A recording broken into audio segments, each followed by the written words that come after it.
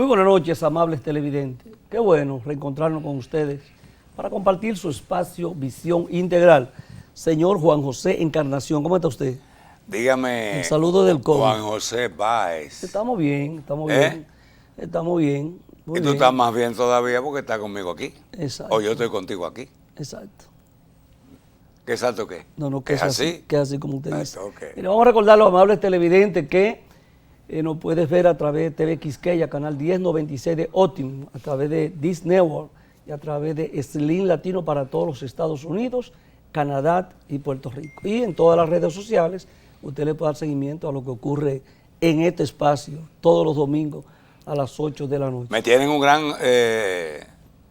Un gran... informe de que lo ven a todos los largos y anchos de Estados Unidos y en Canadá. Es Muchos así. amigos. Tú sabes que tengo unas relaciones internacionales muy grandes. Así es. Nacionales E internacional. e internacionales. Mire, vamos a las estadísticas del COVID-19. Estamos hablando de que ya sobrepasamos los 70 millones de personas contagiadas a nivel mundial. Más de 1.600.000 personas han perdido la vida. Aquí en el país ya sobrepasamos los 154.000 dominicanos y dominicanas contagiados, más de 31.000 casos en circulación y más de 2.360 personas en estos momentos ya han fallecido. Los casos se han incrementado en los últimos días. Hay gran preocupación en las autoridades de salud pública por las provincias que han estado incrementándose la cantidad de casos del coronavirus. Él empieza a ocuparse una gran cantidad de las camas disponibles, tanto para UCI como camas disponibles en diferentes localidades. En Santiago parece que la situación es un poco complicada. Creo que ya hay situaciones delicadas con el tema de los internamientos en UCI y tiende a llamar a preocupación el incremento de los casos cuando entramos en una etapa unos días bastante complicados y el temor es que eso pueda seguirse incrementando. Yo creo que no debe haber temor, ni miedo, ni nada de eso. Dando información porque al final todos vamos a ser contagiados con el COVID-19. En realidad, eso es un proceso. La gente va adquiriendo inmunidad. Eso es así. De todas maneras, no se le puede crear ese temor a la gente, porque entonces va a disminuir de nuevo la actividad económica, el país no resiste otra caída en el empleo, en el circulante y además en la movilidad de la gente, en la situación emocional también. Entonces vamos a manejar esto como lo que es una gripe, una pandemia, y vamos a utilizar todos los medicamentos que tradicionalmente se han usado, antigripales y eso, en lo que llega la vacuna, que va a llegar en marzo. Naturalmente la vacuna no es totalmente garantía, porque se dice que hay que vacunarlo de nuevo a los 3 meses y después otra vez. Pero un proceso que ya arrancó a nivel mundial. Ya países como Inglaterra han empezado el proceso de vacunación y ahí se espera que, como tú dices, aquí en el mes de marzo, ya Estados Unidos posiblemente en este mismo mes empiece a vacunar su población. Hay mucha resistencia, se habla de que una parte importante de la población pues rechaza ponerse la vacuna, pero...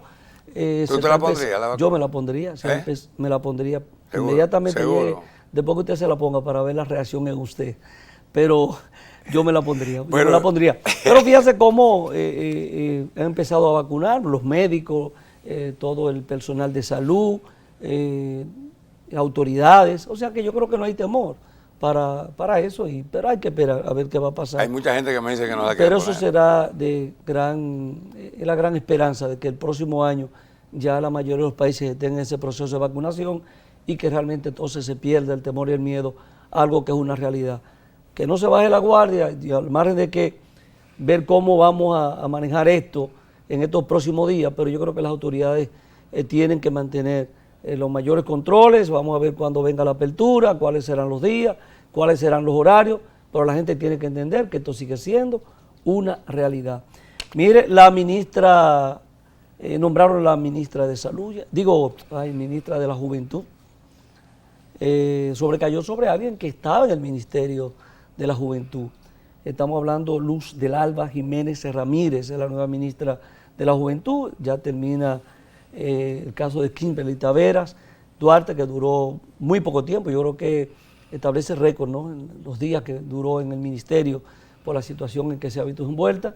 Estuvo en la juramentación de ella, ¿no? La vimos ahí. Yo saludo la actitud de Kimberly, ¿no?, de que renunciara, de prudencia, también de presentarse en la Procuraduría con esas acusaciones, y no me cabe duda de que al final ella va a salir bien de eso, porque ella no hizo negocio estando en el cargo. Naturalmente, cuando Nuria le cae encima a alguien y ahora dice que le va a caer encima a la que han puesto. Que la que han puesto parece que hizo varias críticas en el momento que pasó lo de Kimberly, como era, bueno, era una persona, a su compañera. Ahora compañera y parte del equipo de trabajo, estaba en el área de planificación. Tiene una declaración jurada, viene de la zona norte, de trabajar con la juventud. Del este, Santo Domingo. Aquí a la zona norte de la capital. Yo creo que era Santo Domingo Este. Sí, su padre es regidor, inclusive. Sí, todo eso pertenece ahí a esa parte, sí, por ahí para Santo Este. Entonces, ella muy preparada, parece que sí, tiene una gran formación política y no tiene en este momento nada que... Alguna gente se atreve a decir que esa es la continuidad de Kimberly en el Ministerio de la Juventud. Yo no quisiera ver eso como algo ya personal de Nuria, respecto a su trabajo como profesional.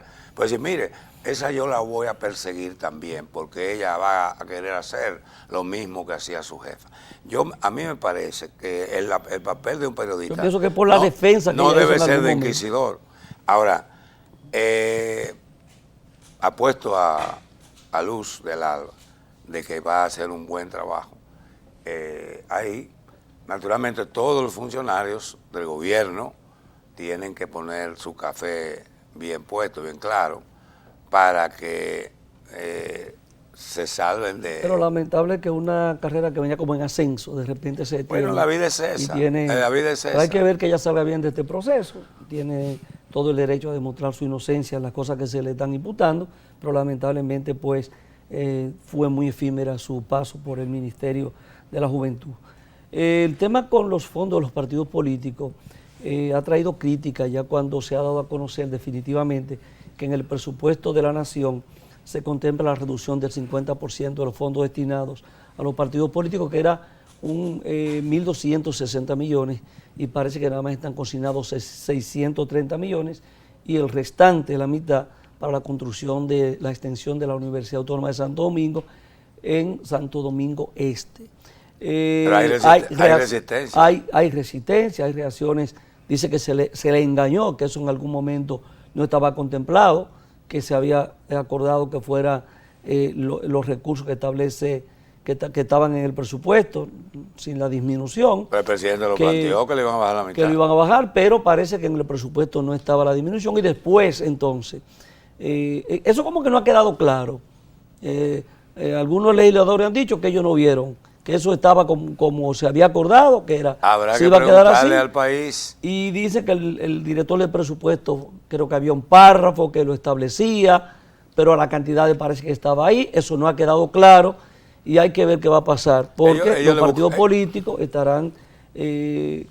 van a seguir planteando que se le dé lo que le corresponde por ley. Ellos le buscarán una salida, porque tú sabes que la opinión pública es muy fuerte en este país ya, redes sociales, y entonces los partidos tienen que hilar fino. Asimismo entra ahí lo del Congreso, lo de Cofrecito, y también lo de Barrilito, que ya el presidente de la República dice que va a luchar contra eso. Ya hay muchos legisladores resistiendo, del mismo partido de gobierno, PRM, pero ellos parece que no quisieran ver a la Marcha Verde en la calle o ver la juventud en la Plaza de la Bandera diciéndole a ellos que tienen que aceptar esa propuesta del señor presidente de la República, que ha estado creando las condiciones para tener un Estado-nación, fortalecer todos aquellos mecanismos de transparencia y de equidad en el país. Y hay que decir que el presidente en ese aspecto, el señor presidente Luis Abinader, va muy bien.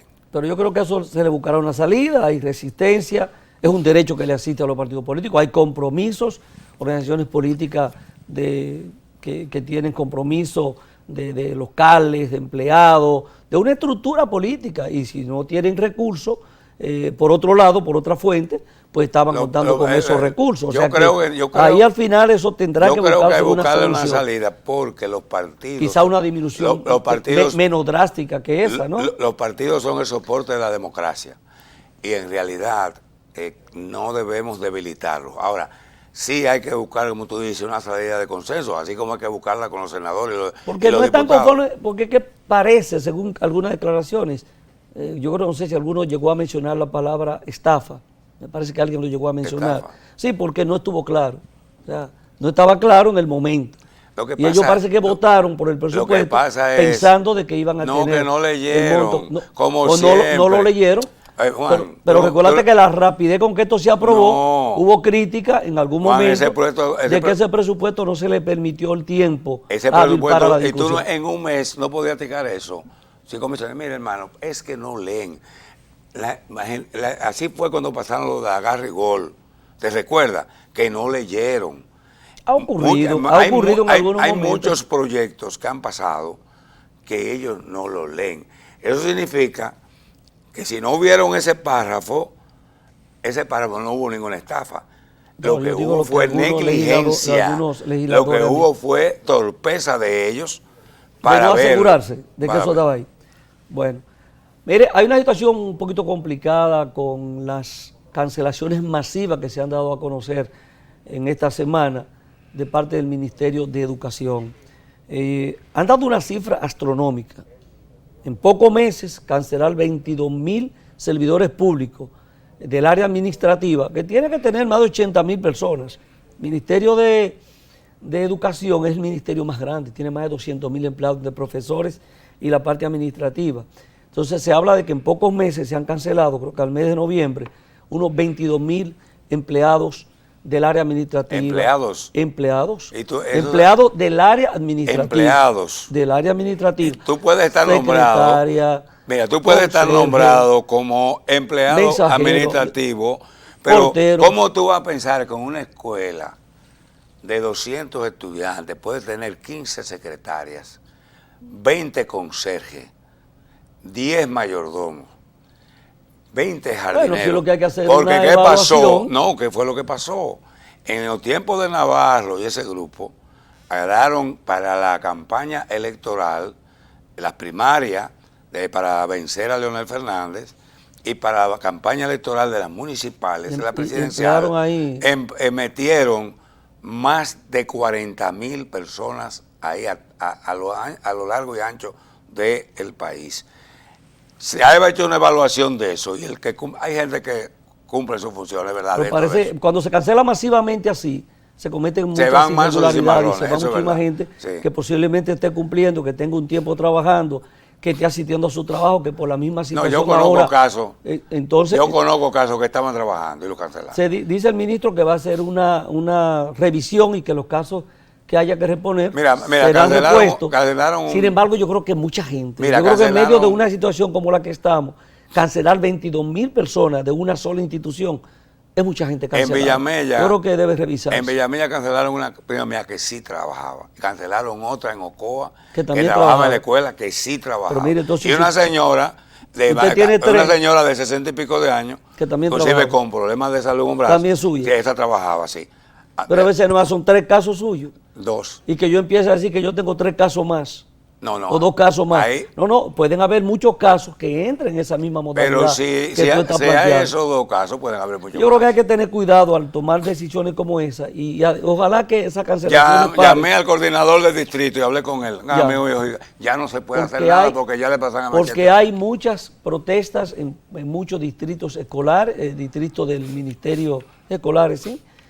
Muchos distritos, muchas provincias, muchos municipios, por las cancelaciones que se han dado. La gente está reclamando reposición, y ojalá que no se continúe en esta dirección. Yo pienso que algunos casos de eso van a ser reconsiderados.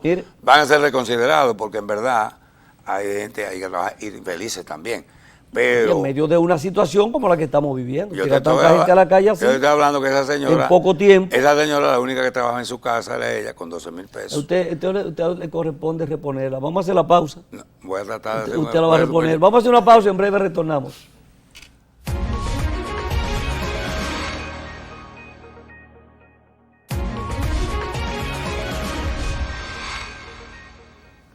Continuamos con Visión Integral. Y bueno, el tema de la semana sigue siendo, mira, y yo digo sigue siendo porque es que como son tantas noticias y tantas informaciones que se producen, que uno a veces no sabe a qué priorizar.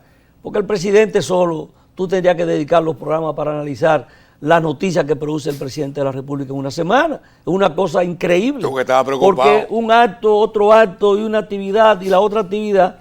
Entonces bien nos salimos de algo y entonces ya hay otra noticia. En la misma semana, una noticia En un día se tras- sobrepone hasta a la tres otra. noticias, un día tras A tres noticias. tres noticias. Y cosas que son importantes.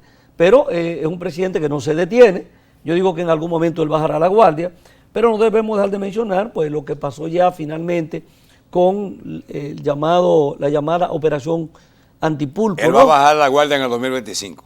Bueno, pero de verdad que, como te digo, se el producen 2025 se demasiadas noticias. antecede Entonces, de al repente, 24. esto, que es la noticia principal, entonces viene el presidente y tiene una comparecencia, creo que de la más interesante, creo que de la cuarta comparecencia del presidente ante el país.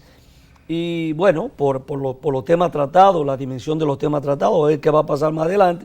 Pero con relación a la operación Antipulpo, o sea, esto concluyó con 27 horas de debates durante 3 días consecutivos. Ya lo habíamos hablado acá la semana pasada, el domingo. Y bueno, y entonces esto concluyó ya el martes en la noche, correcto. Con 7 personas de los imputados con medidas de coerción y, bueno, 10 con medidas de coerción, 7 que fueron a Najayo, lo enviaron a Najayo, 3 que fueron con prisión domiciliaria y una persona que fue absuelta del proceso con una presentación periódica. Pero fue un proceso el cual yo voy a tratar como invitado más adelante, donde el país, la población, todo el mundo, yo creo que eso tuvo un rating impresionante. El hecho de que hubiera una transmisión a través de la televisión, la gente, yo creo que la mayoría de la gente aquí estuvo mirando. A veces, muchachos, si tú estás mirando eso en todas las oficinas, donde quiera que tú te movías, la gente atenta a lo que estaba pasando con ese proceso. ¿Tú sabes a qué se debe eso, distinguido Juan José? A que desde la creación de la República en el 1844, 27 de febrero, la independencia, ¿verdad? Hasta el día de hoy, ningún gobierno había tratado con seriedad lo que es el enfrentamiento, el combate contra la corrupción, la impunidad y la perversidad desde los gobiernos. Hay gobiernos que hay procesos que se han dado con grandes expectativas. Nunca. Odebrecht está ahí también.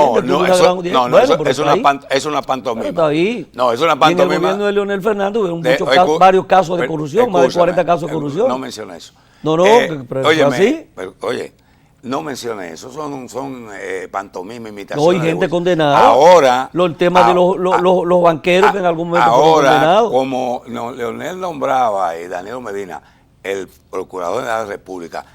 No, pero lo nombró el presidente también ahora. Oye, ¿a dónde que voy?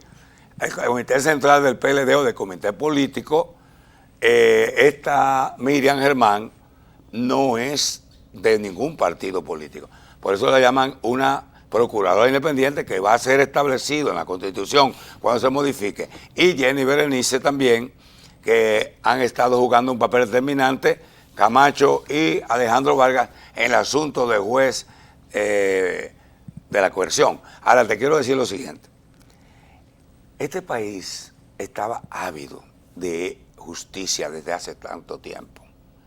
Y resulta que llega un presidente que todo el mundo pensaba que no tenía esas agallas, esa fuerza, esa voluntad para tomar decisiones de la magnitud que la está tomando, donde yo digo que ha habido una revolución que no ha sido de cañón, que no ha tenido que tirar un tiro para agarrar y estremecer el andamiaje político nacional y de cómo desentrañar una mafia establecida en el Estado desde hace tanto tiempo, y entonces reducir esa gente a prisión, más los que vienen, hay que tener definitivamente fuerza moral, fuerza política y decisión.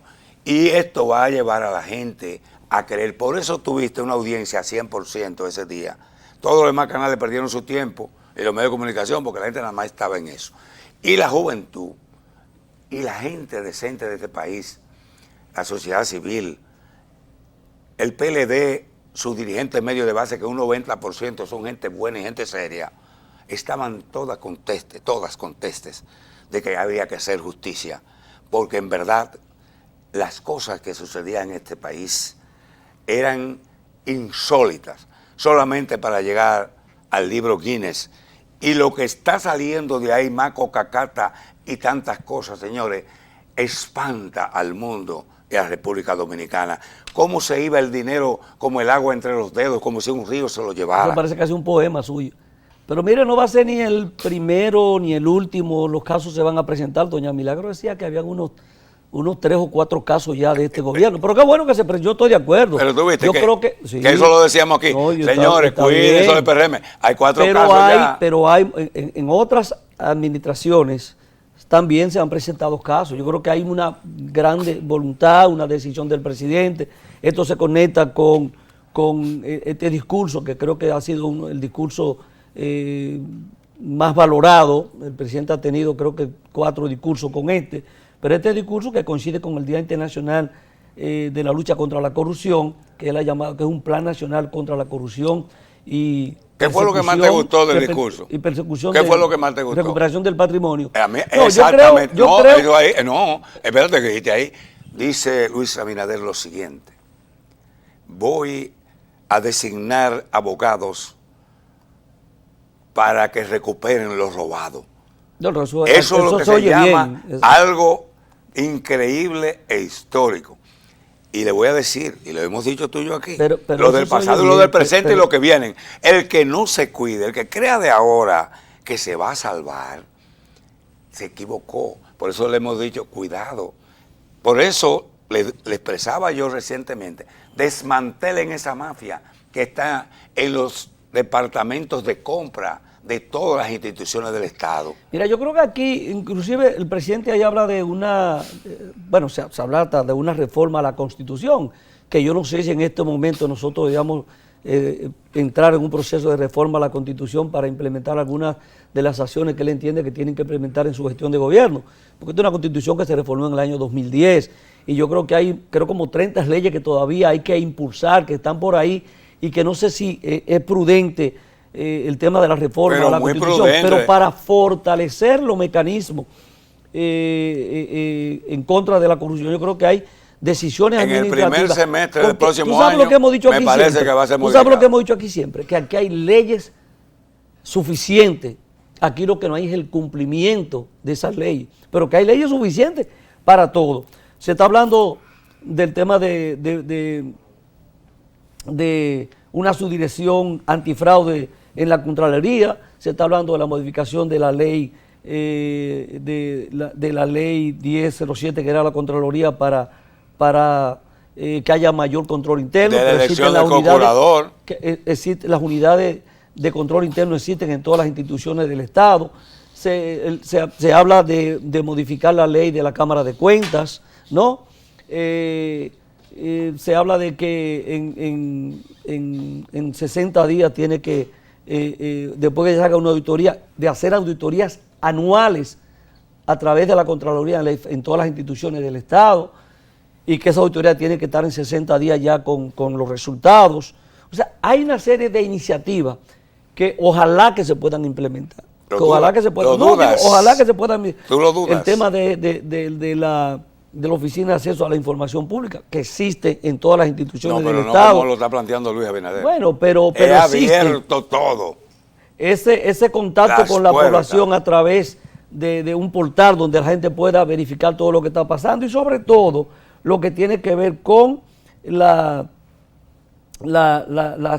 instituciones que van a ser parte de lo que es la Dirección General de ética e integridad gubernamental. O sea, es un mecanismo donde están todas las instituciones.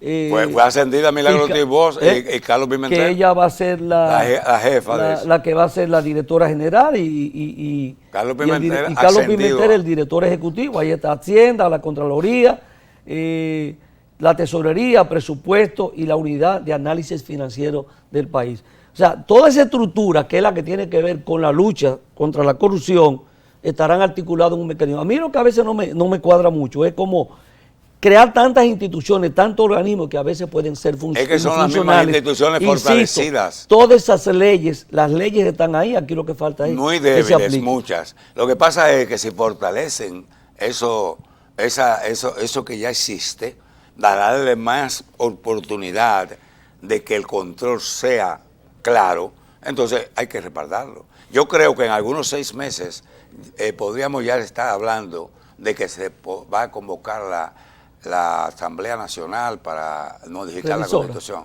Bueno, vamos a ver qué pasa. Son muchas iniciativas, son interesantes, pero vamos a ver qué ocurre. Mire, vamos a hacer la pausa porque yo vengo con el invitado de esta semana. Bueno, yo... se despide de acá. Yo te deseo que sigas haciendo un buen programa con el invitado, como siempre. Usted es un maestro, estoy aprendiendo de ti. Y en verdad, me agradezco mucho que me tengas aquí en este programa. Bueno, vamos a hacer la pausa. Gracias. En breve retornamos. Gracias.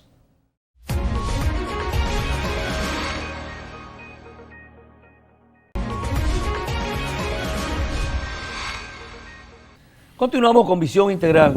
Y en esta ocasión tenemos al doctor Otoniel Bonilla, quien es abogado, un amigo, dirigente de la Fuerza del Pueblo.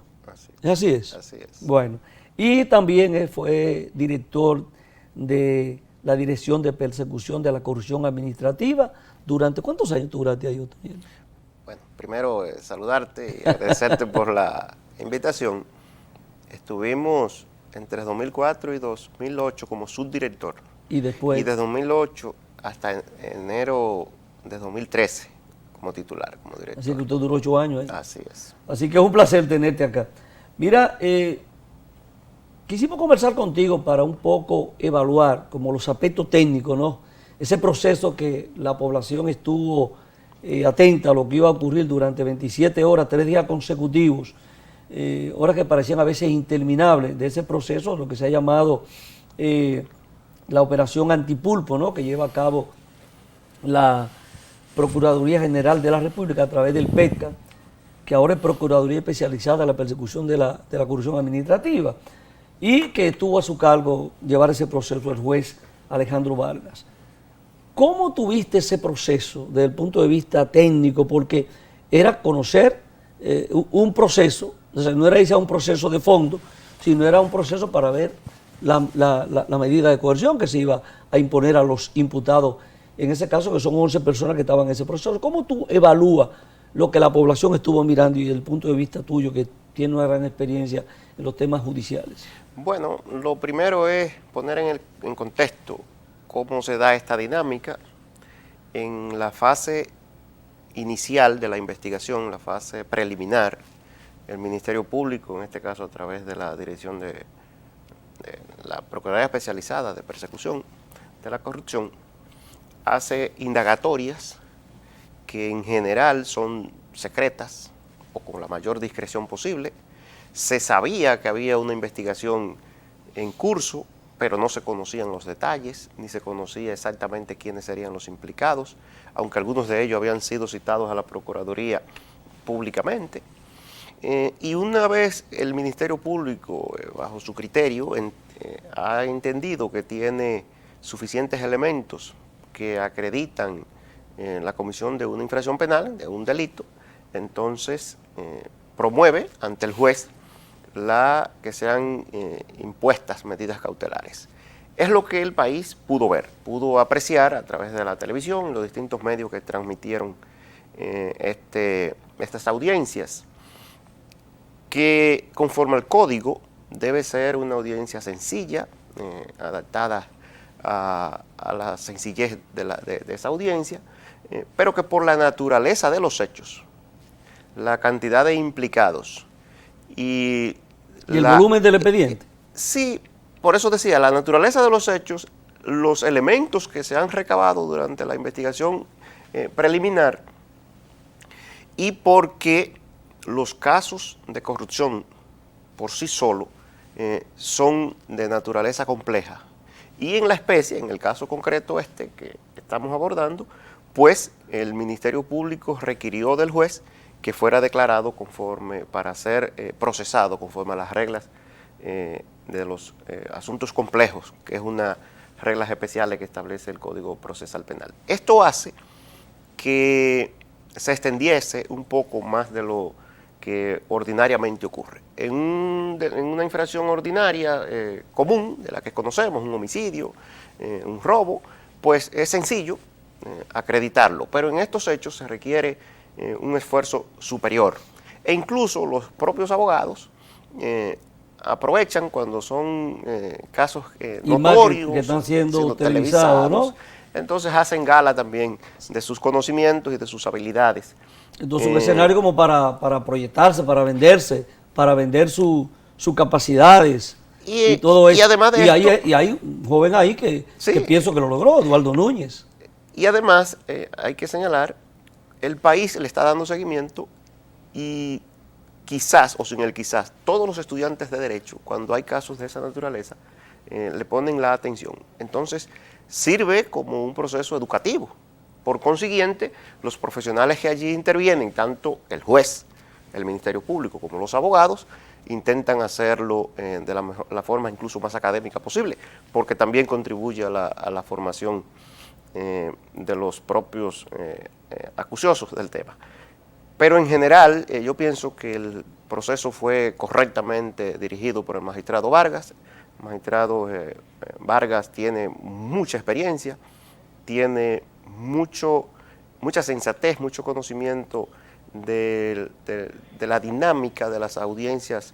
Aunque se le criticaron en algunos momentos, algunas expresiones, algunas afirmaciones que llegó a hacer, algunas preguntas que pudo haber hecho en algún momento, como una inclinación hacia el Ministerio Público, se llegó a cuestionar, inclusive algunos de los abogados llegaron a criticarlo por eso, y que algunas expresiones, algunas preguntas no fueron quizás lo más correcto en algún momento. ¿Qué usted cree de eso? Bueno, lo que su estilo. Sí, pero también hay que ponerse en el lugar del magistrado. Hay que ver, y eso es lo que él hizo, y siempre hace, no en ese, sino en todos los casos, el contexto social en el que se produce el hecho. ¿Cuál es el contexto donde se dan estos hechos de presunta corrupción atribuidas a funcionarios o exfuncionarios del pasado gobierno y de particulares relacionados con estos? Bueno, en medio de denuncias previas de que esto se venía dando y no había atención. Luego, durante la pandemia, tuvo mayor trascendencia y fue más revelador lo que se venía denunciando, lo que ya se venía conociendo. Por donde quiera que uno se movía. En este caso se le da mayor difusión, o se da a conocer a través de un programa de televisión, de investigación periodística. Justamente, ya al término de la pasada gestión del expresidente Danilo Medina. Entonces, hay de alguna manera, hay una exigencia colectiva, social, de que a los hechos de corrupción hay que ponerle atención. Y eso lleva a los operadores de justicia, tanto al Ministerio Público como a los jueces, a tener una atención superior a los delitos ordinarios, porque es el reclamo social. Y ya he dicho, es el contexto social donde se produce. Pero más que eso, había un control popular, por eso las audiencias son públicas, para que en esta controles cruzados que existen, también opere el control popular, que es la ciudadanía, que estuvo atenta, y si bien las decisiones judiciales no son para complacer peticiones populares, pero cuando hay un delito que afecta a la colectividad, como es el caso de la corrupción, entonces esa sociedad tiene el derecho de reclamar. Pero no incide entonces esa presión popular mediática, incide en las decisiones que en algún momento se puedan tomar. De alguna manera la contamina. Esa es el riesgo. Los jueces deben cuidarse de que esto no ocurra. pero en general la víctima de los delitos de corrupción es la sociedad. Por consiguiente, tiene el derecho a reclamar que, claro está, cumpliendo con el debido proceso, respetando las garantías individuales de los implicados, cumpliendo con todo el rigor que establece la Constitución y nuestro ordenamiento jurídico, pero si hay hechos que pueden ser probados, que es lo que corresponde ahora al Ministerio Público, porque a partir de esta fase, y ahí es bueno detenernos, a partir de esta, de la fecha en que fueron dictadas las medidas de coerción, comienza... Tendrá que ser revisada en unos 3 meses. Sí, porque el código así lo establece. Comienza la etapa preparatoria, que es la etapa de investigación, de recolección de pruebas. Porque todo esto que allí se dijo, la gente podrá escandalizarse, la gente podrá entender que con esto es suficiente. Yo, desde mi experiencia y como abogado, puedo decir lo siguiente: lo que ahí ocurrió no es suficiente para condenar a nadie si esto no es probado. Ahora lo que debe hacerse es, a través de los mecanismos que tiene el Ministerio Público, de recabar, reunir todos los elementos probatorios que pueda Pero algunos tener. se presentaban como prueba, aunque no estábamos en un juicio de fondo, se presentaban como pruebas. Ahí hay lo que pudiéramos llamar un principio de prueba. Un principio, De prueba. Ahora esas pruebas tienen que ser corroboradas. Fíjense que ustedes que nos ven, que siguen el espacio, en la medida cautelar, que fue lo que se conoció, la audiencia inicial de medidas de coerción, con el mero hecho de que el hecho atribuido pueda ser perseguido y que tenga una pena, que el individuo, el ciudadano, esté conectado con él y que se presuma que conforme a las pruebas que han sido inicialmente recabadas, él puede ser autor o cómplice, con esto es suficiente para imponer una medida de coerción. Ya en la etapa preliminar, de la audiencia preliminar, ya tiene otras implicaciones mayores. Pero aún en esa etapa es menos rígido. Pero en el juicio, que es a lo que me estoy refiriendo, en el juicio se requiere establecer con certeza, o sea, no es como en el régimen, por ejemplo, en los Estados Unidos, anglosajón, donde la prueba, más allá de toda duda razonable, es suficiente para condenar. Aquí es en una jerarquía superior. Aquí el estándar de prueba es mayor, porque aquí se requiere la certeza. O sea, que no haya espacio, pero a ningún tipo de duda, de que es la persona responsable de los hechos y que las pruebas son suficientes para establecer esa responsabilidad.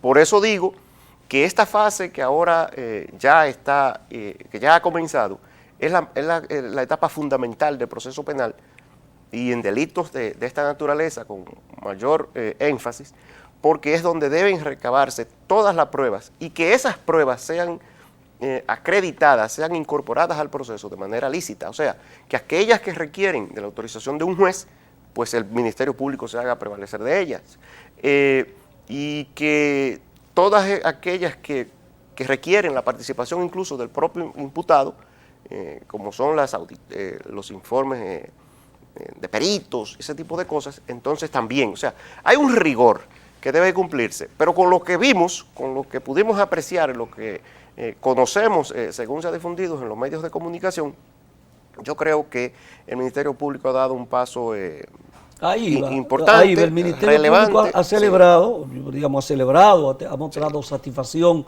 con lo que ha ocurrido, o sea, se ve triunfante con lograr la medida de coerción a 10 de los imputados de 11. Sí. ¿Usted cree que hizo un buen papel, tuvo un buen desempeño?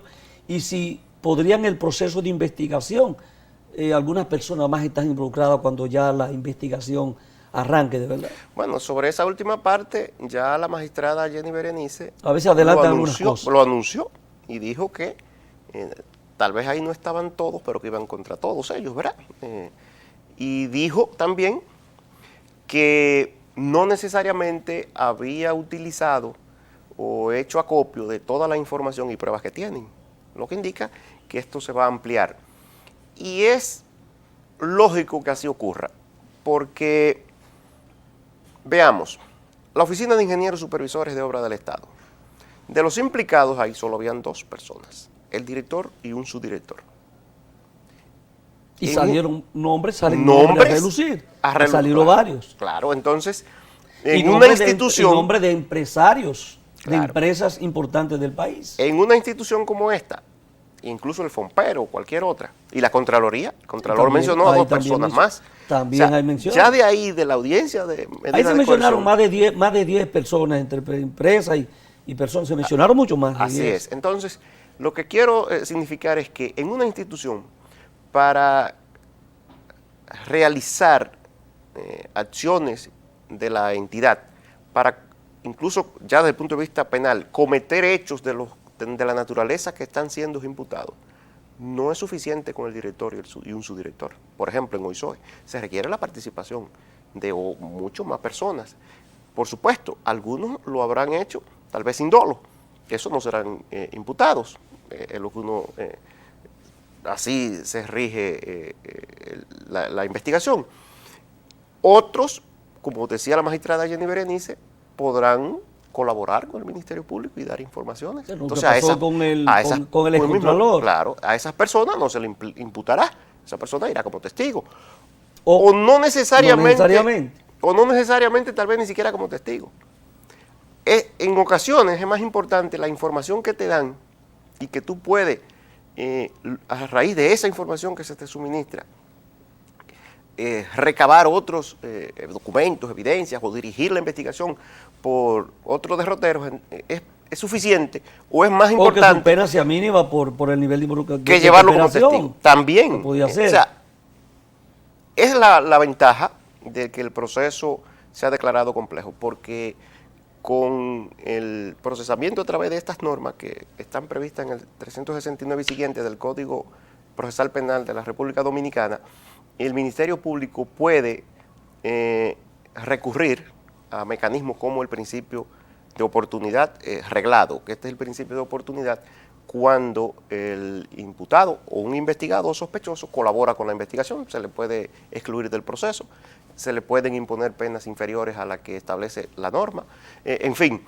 En general yo pienso que el Ministerio Público ha hecho una gran labor, ha hecho un gran esfuerzo, son fiscales con experiencia, tanto la magistrada Jenny Berenice como el magistrado Camacho, tienen ya un tiempo importante en el Ministerio Público y están dirigidos por, quizás, la mujer más justa que ha tenido el sistema judicial en los últimos años.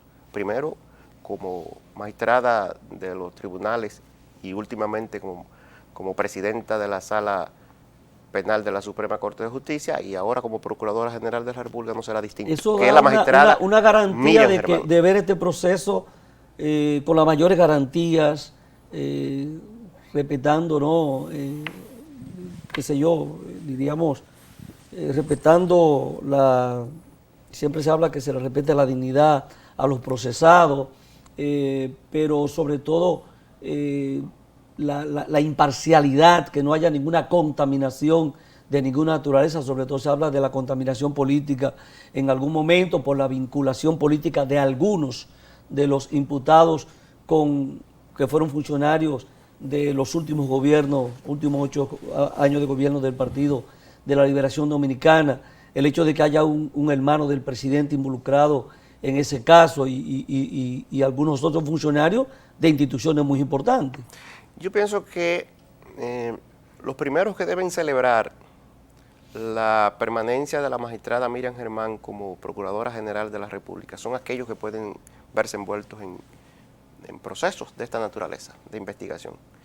Todos deberían celebrarlo, porque con ella está garantizado que si los hechos no reúnen los elementos suficientes para imputar una conducta delictiva, no lo hará. No lo hará, porque ese ha sido su proceder. Ahora bien, en aquellos casos, como el de la especie, donde existen elementos suficientes, pues necesariamente tienen que atenerse a las consecuencias. Esa es digamos, y esa debe ser la dinámica del sistema judicial, donde hay pruebas, imputar, donde no hay, no se pueden inventar. Y yo pienso que el debido proceso es lo que nosotros, todos, debemos exigir que se cumpla y yo creo que se ha venido cumpliendo. No hay duda de que se ha venido ¿Podrán venir cumpliendo. otros casos similares a esto? ¿Hay expectativa de que eso pueda ocurrir? La información que fluye y lo que uno recibe por distintas vías, sin que tenga acceso a ese tipo de investigaciones, es que las investigaciones continúan en ese y en otros aspectos. Recibía ahora, al final de la semana, información en esa dirección de que hay varias investigaciones en curso sobre otros hechos. Y ya veíamos también, al final de la semana, una denuncia que hacía el ministro de Energía y Minas. Así es. Sobre que en las EDES, principalmente en EDESTE, había un pulpo de 2 cabezas, dijo, sí, algo así. Dio datos. Bicéfalo, ese es datos mayor todavía. Del que fue su director, el administrador, perdón, Sí. y de un suplidor. Así es, y decía de varias empresas. Lo mencionó él por su nombre, pero al suplidor habla de que algo muy parecido a lo que ha ocurrido. Eso es lo que se denuncia. Y se habían hecho denuncias en esa misma dirección. Nosotros no tenemos elementos para decir que eso sea así, pero él ha hecho esa denuncia. Y hay denuncia. otras denuncias también que están depositadas en la Procuraduría para fines de investigación. Solicitudes. Vi a los comerciantes recientemente también que retomaron una denuncia vieja sobre el exministro administrativo de la presidencia. Parece que hay mucho por donde... Mire, a mí me gustaría aprovechar los minutos finales para que usted haga una evaluación, una ponderación del discurso del presidente de la República, Luis Abinader, porque coincidiendo con el Día Internacional de la Lucha contra la Corrupción, trazó un plan nacional contra la corrupción y la recuperación del patrimonio, anunciando modificaciones de leyes, medidas, creando una dirección general de integridad gubernamental con varias instituciones que esas son sus funciones. ¿Cómo usted ve todos estos anuncios? ¿Coincidente todo esto con lo que está ocurriendo? Un poco como fortalecer las instituciones y habla entonces inclusive de una reforma a la Constitución de la República. Bueno, yo diría que es la continuidad del Estado. De hecho, en el pasado hubo planes concretos para garantizar la transparencia, porque la mejor forma de perseguir la corrupción futura, porque la pasada ya ocurrió, esa lo que hay es donde hayan pruebas, acusar y actuar ante los tribunales. Pero la mejor forma de perseguir la corrupción que pueda darse en el futuro es garantizando niveles de transparencia. Esa es la forma más expedita y más eficaz. Y lo que el presidente Abinader muy bien ha hecho en anunciar es, yo diría, la continuidad o digamos, retomar otras iniciativas similares que se adoptaron en el pasado. Por ejemplo, en los gobiernos del presidente Leonel Fernández, el primer plan anticorrupción se desarrolló en el año 1997. Cuando se adoptó la convención de la OEA, Convención Interamericana contra la Corrupción. Luego, en el año 2010, se puso en marcha un plan muy amplio y que fue muy efectivo, porque en ese momento había muchas denuncias, que fue que también abarcaba varios ejes, 10 en total, 10 mesas, recuerdo, que era la Iniciativa Participativa Anticorrupción, IPAC, y tuvo su impronta. De esa y de unas mesas anteriores que hubo, surgió, que hay que recordarlo, surgió la modificación de la Ley sobre Declaraciones Juradas de Bienes, que nos tocó a nosotros dirigir y quedó a cargo del departamento que nosotros dirigíamos y tuve a bien personalmente hacerlo, el proyecto de ley de reforma a la vigente ley, entonces vigente ley 8279 sobre declaración jurada de bienes. Esa ley 311-14, que fue el fruto de aquel anteproyecto de ley que nosotros elaboramos, surgió de esas iniciativas. Fíjense que no es la primera, es lo que quiero No, poner y más. varias iniciativas más que vinieron a fortalecer todas Claro, esas instituciones. y todo que la Contraloría con el tema de las reformas, el portal de transparencia, que existe la actualmente. creación de la Dirección de Compras y Contrataciones. La dirección de no compra y existía. contrataciones no existía. La Dirección del Departamento de Prevención Las de la unidades Corrupción no existía. las unidades de autoridad en las diferentes instituciones, eso fue una modificación a la ley Las comisiones también. de ética. Las La comisiones dirección de de ética ética que dirige doña Milagros La dirección de fue ética, una creación del exacto. gobierno del presidente Leonel Fernández. O sea, ha habido iniciativas. Con esto lo que quiero significar es que hay que saludar La esta. Oficina de Acceso a la Información también, que fue una iniciativa de José Tomás Pérez cuando fue senador Así es. de la República. Y hay una que vino a coronar todas aquellas. La reforma constitucional de 2010. Claro. Que sentó las bases e incluso en el artículo 146 tiene un mandato expreso de proscripción de la corrupción y que los funcionarios están obligados a rendir cuentas cuando sean requeridos por la autoridad competente. Es un mandato constitucional de la Constitución impulsada por el presidente Leonel Fernández en el año 2010. Entonces, fíjense que sí ha habido iniciativas. Porque hay mucha legislación que pueden prevenir la corrupción. Ahora, Claro. Entonces, pero si hay Pero debilidades. nunca es suficiente. Pero hay debilidades. Hay que fortalecer, como el Y presidente. había reclamos de la población, Claro. debilidades.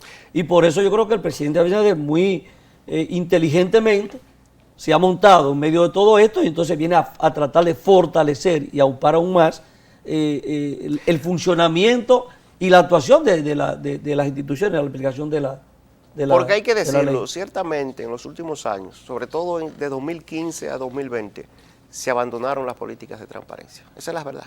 Las políticas de transparencia en el Estado colapsaron.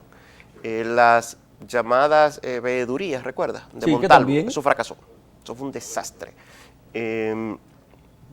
De manera que lo que sé que se está agotando el tiempo, lo que hay es que, como tú bien decías, saludar las iniciativas del señor presidente Luis Abinader, que puedan implementarse, que puedan ser efectivas, Que den resultados. que den los resultados esperados y que, sobre todo, ponga al frente de esas unidades que se están anunciando que se crearán a personas con las competencias, con la determinación, con la voluntad, como ocurre en la Procuraduría General de la República. Porque también las instituciones dependen mucho de la voluntad de los incumbentes. Bueno, hemos llegado al final. Te agradezco infinitamente el hecho a de ti. que hayas sacado tu tiempo para compartir este espacio con nosotros. Creo que es muy edificante toda esta conversación que hemos tenido. Así es que muchísimas gracias. A usted Un por placer, invitarnos. así que las puertas están abiertas. A usted, amables televidentes, ha sido un placer compartir, como todos los domingos a las 8 de la noche, su espacio Visión Integral. Les esperamos el próximo domingo, si Dios nos lo permite.